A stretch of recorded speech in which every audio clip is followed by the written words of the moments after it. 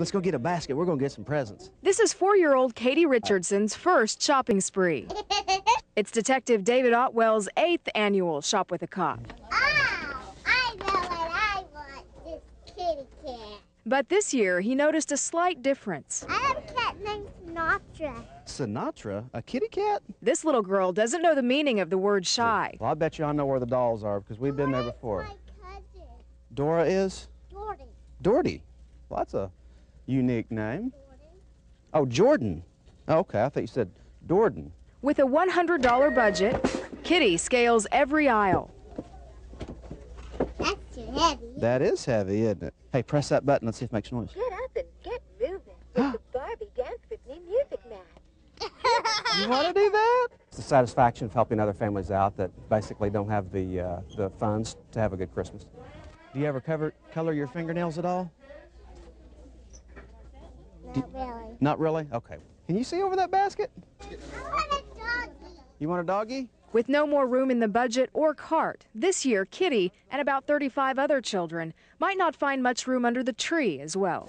She got more presents than I ever got for Christmas. Hey, I got a kitty cat. Can I have a hug? Where's the battery? Give me a hug. Where's the battery? Can I have a hug? Oh. Heather Holman, Oklahoma's News Channel 4.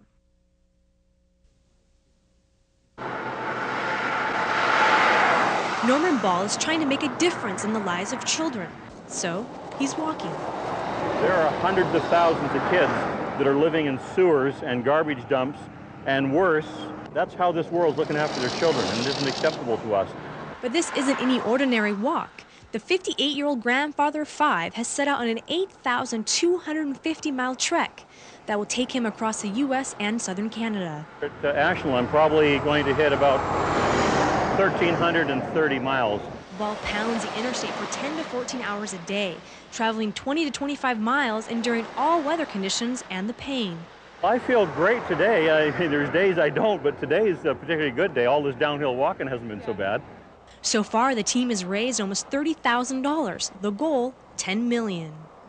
We channel every dime from this mission through an international relief organization by the name of David and Goliath International Ministries. And every little nickel helps. Here's something else that I get all the time. This is a nickel. This is a good one, right? But this money goes into a little cup. And Norman has a lot of road in front of him, but his motivation is simple. These kids keep dying. We're going to keep walking. Ball has hopes that the money raised will help kids from the U.S. to Romania and all over the world. For the News Channel, I'm Nicole Slenning. And the dogs were sitting beside me, and their ears were up, and they said something's going on, and we went outside, and I caught fire going on over here in the corner. Seeing the flames, Peggy woke her husband John and started to get everybody outside. She was able to save her dogs and one of her 2 cats. Peggy wanted to get the family pictures out of the home as well, but the fire spread too fast. There was no way I was going to, too much smoke was already coming in the house. I wasn't going to take the chance. I figured my life was worth more than the pictures. Firefighters at the scene believe the fire started in the horse trailer where John Polk had been doing some welding the night before. Several fire engines responded to the 911 call. Crews planned to attack the blaze from the roof of the home, but soon changed their minds. Roof started to sag, so we got everybody out from the inside and out, and went to an exterior attack to put the house out. As crews fought the fire from the exterior, caught in the interior, numerous antiques, a classic Alfa Romeo car, and more. My daughter was given a pair of Western boots that belonged to her grandfather who died. Gone. All my things will be, they're just gone. Peggy had to wait for crews to finish mopping up so she could find out what, if anything, was salvageable. Got a good nail, looks good, you know? Yeah, and the colors are subtle. Colors are good. Straightening strings, strapping on the safety gear, and flying the friendly skies. The 25th annual Star Thistle Fly-In found the Applegate Valley to be a breeze. Flying with the birds and the hawks, it's about as good as it gets, I think.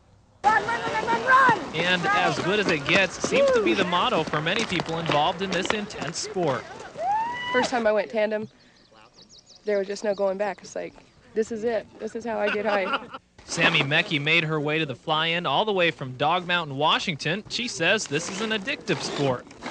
Just be prepared to sell the wife, the house, the car, anything just to get up again.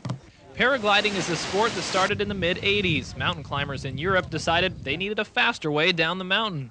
Since then, the sport has taken off, literally. Pilots have flown close to 200 miles in a paraglider. Kevin Lee is a local paragliding instructor. He says it usually takes just 7 to 14 days before someone is ready to fly solo. But it may not be the cheapest sport to invest in. I bought my first hang glider for $500. This one was, I think, $2,800. But for people like Sammy, price is no obstacle. She says the love for the sport is what keeps her flying. At least once a week, sometimes 2 or 3 times a week.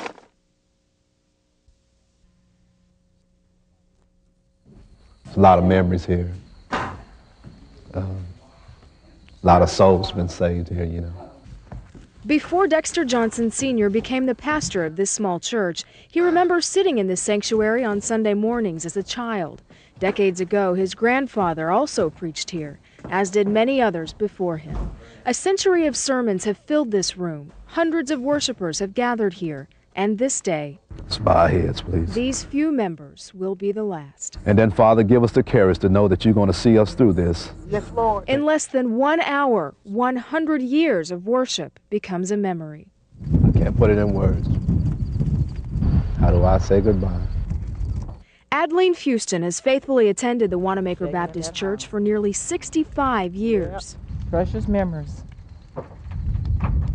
But then we're looking to the future. A future on the same soil where they once stood as children. My heart is heavy.